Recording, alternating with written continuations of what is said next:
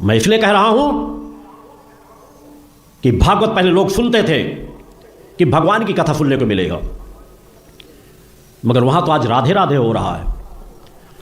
मगर यह कह दिया जाए कि राधा ही सर्वशक्तिमान सत्ता है तो हर मंच से विरोध करूंगा कि फिर हम सत्य से दूर होते चले जाएंगे। हमारे समाज को, सनातनियों को, हिंदू समाज को नपुंसक बनाया जा रहा है, नाचना सिखाया जा रहा है। अरे गीत गाओ, भजन गाओ, जिसके उनके अंदर तेजस्विता है, ऊर्जा का संचार हो, भक्ति का संचार हो। मगर हो रही है भागवत फिल्मी गीतों में नचाया जा रहा है, बार बालाएं आकर के डांस कर रही हैं। राधे राधे राधे राधे राधे के नाम पे सब कुछ चल रहा है। उनकी तस्वीरें इसलिए अश्लीलतापूर्ण तस्वीरें बनाई जाती हैं, कोई टोकने वाला नहीं, कोई बोलने वाला नहीं है। इस धरती पर एक भी ऐसा साधु संत सन्यासी नहीं है जो ये कह दे कि राधे को मैं नित्य देखता हूं, राधे मेरे पास सदैव रहती है। अगर है तो मैं उसे चुनौती देता हूं इस मंच से। समाज को साहस और पराक्रम पैदा करो, जागृत पैदा करो। अगर बताना है तो भगवान श्री कृष्ण के बारे में बताओ, बताना है तो मर्यादा पुरुषोत्तम राम के बारे में बताओ, बताना है तो माता सीता के बारे में बताओ, जिनका उदाहरण नारियों के लिए एक रास्ता दे सकता है, पुरुषों के लिए एक मार्ग प्रशस्त कर सकता है। समाज को किस दिशा में बढ़ता चला जा रहा है, कोई नहीं टोकेगा, कोई इसलिए आवाज नहीं उठाएगा कि उसका विरोध होना शुरू हो जाएगा। तो हिंदुस्तान जिस रास्ते में बढ़ रहा है, क्या बढ़ने दिया जाए? सभी साधु संत सन्यासी एक पलड़े पर खड़े हो जाए मेरा विरोध करने के लिए, तब भी मैं सत्य बोलना बंद नहीं करूंगा। सत्य की रक्षा के लिए आया हूं, धर्म की रक्षा के लिए आया हूं। मैंने अग्निपथ का चयन किया है, मैंने फूलों की सेज नहीं मांगी। बोलो गुरुदेव भगवान की जय। 2.5 से 3 घंटे मात्र 24 घंटे में नींद लेता हूं। कितने साधु संत सन्यासी योगी होंगे जो जितने समय मैं जगता हूं, सुबह प्रातः जगते हो, 2:30 बजे नित्य प्रातः जगता हूं। राधे राधे कहने वाले कुकुर मुत्ते 8-9 बजे रात तक पड़े सोते हैं।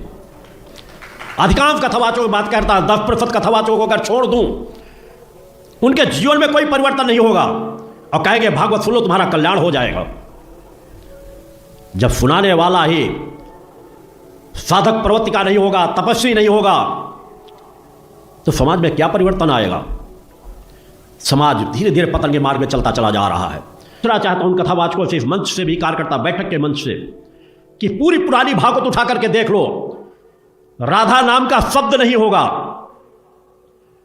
मगर कहते हैं जो दिख रहा है वही बिक रहा है।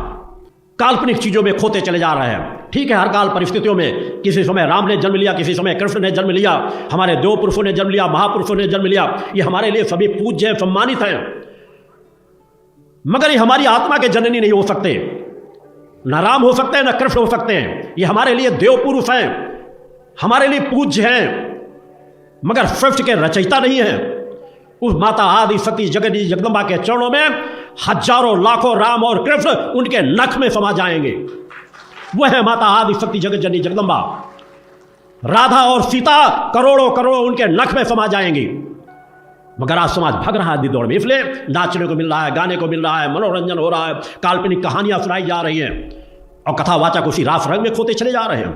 और हम आपस में लाठी चलाएं? अरे वो एक है, वो एक है, वो अनेक है। अनेक होते हुए भी एक है, एक होते हुए भी अनेक है। इस बात को समझो।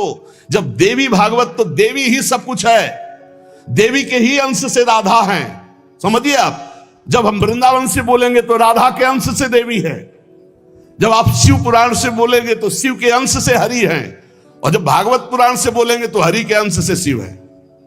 आप इस बात को समझिए। जब लीला का बात, लीला प्रसंग आएगी तो उसमें भेद हो जाते हैं। जैसे ब्रह्म ऋषियों ने विचार किया कि इन 3 महान भगवत स्वरूपों में कौन सबसे बड़ा है।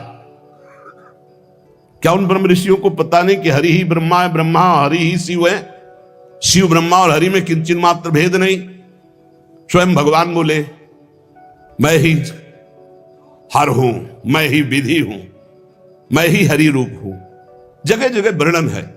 लेकिन जब भृगु जी परीक्षा के लिए गए तो ब्रह्मा जी के सामने जाके ऐसे खड़े हो गए।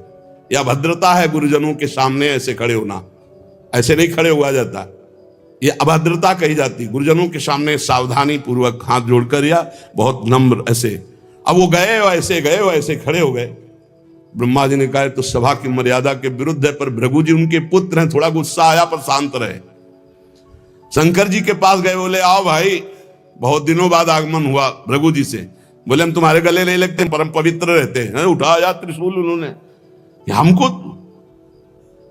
भृगु जी शांत होकर के वहां, और भगवान हरि के पास गए, सैया में पड़े हुए थे, सीधे लात मारी जाके, सीधे छाती पे लात। भगवान उठे और कहा मुझे पता नहीं था आप आ रहे हो, नहीं आपकी अगवानी करता, और चरण दाबने लगे। बोले आपके चरण बहुत कोमल है, मेरी छाती बहुत कठोर, कहीं चोट तो नहीं लग गई। और आज के बाद जब जब अवतार भी लेंगे तब तक आपका भृगु चरण चिन्ह ये हमारे छाती पे बना रहेगा, ये हमारा बड़ा सौभाग्य हो। आंसू आ गए भृगु जी के। अब आप क्या कहेंगे?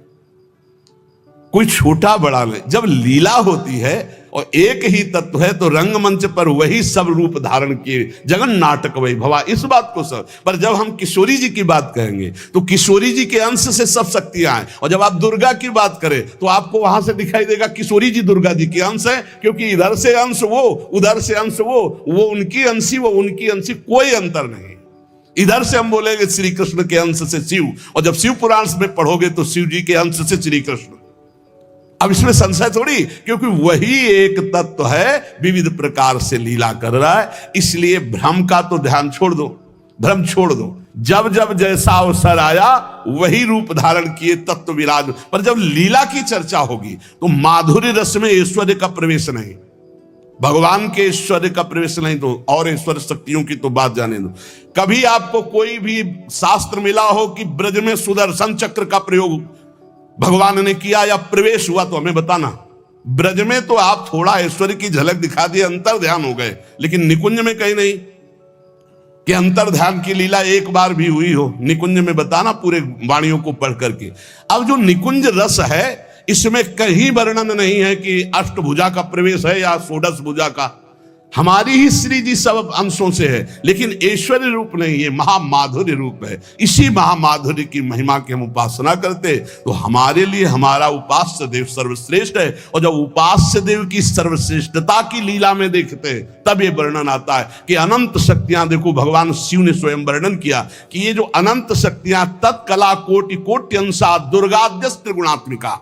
अब देखिए वही प्रभु है शक्ति, वही है शक्तिमान, किंचन मात्र अंतर नहीं। लेकिन प्रभु आदेश करते हैं कि मैं अब अवतार लेने जा रहा हूं, भागवत में पढ़ के देख लेना। तुम हे महाशक्ति बलराम जी का कर्षण करके रोहिणी के गर्भ में डालो, और मैं स्वयं अवतार लो। तुम जाकर नंद बाबा के यहां कन्या रूप से पूरी लीला पढ़ के देख लो। और नाम चामुंडा, कुष्मांडा, दुर्गा आदि तुम्हारे विविध नाम भगवान ने रखे, और तुम सबकी कामना पूर्ण करने वाली होगी। जाओ मेरा आदेश है, ऐसा करो। भगवान ने आदेश किया, शक्ति कार्य कर रही। भगवान की प्राप्ति के लिए उसी शक्ति की आराधना कात्यायनी रूप से गोपिकाएं करती।